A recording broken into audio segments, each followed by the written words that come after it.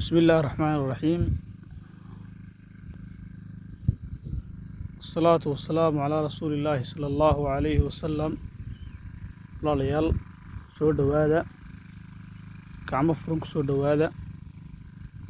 قلبي فرنك سو دوادا حنج على استنا كليبر إني قضوبه ضلق بيرينا كبحة halkani waa beer aad u weyn nooc walba oo khudaarta ay ku beeran tahay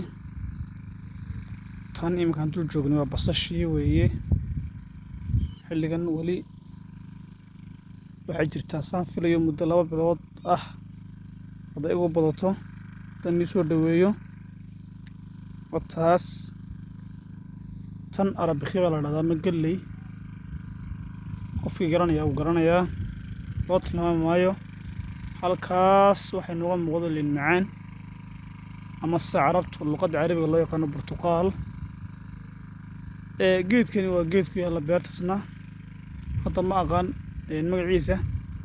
guriga alaabta shaqaalaha iyo alaabta beerta iyo mashiinada iyo qalabka beerta la dhigay gurigaas waaye shaqaaluhu qayb ka mid u galaa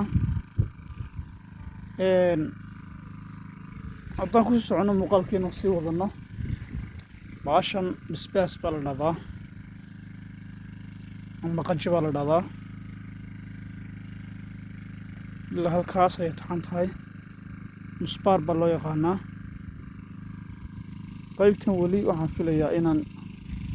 la diyaarin dhul cusub kan weeye weli lama diyaarin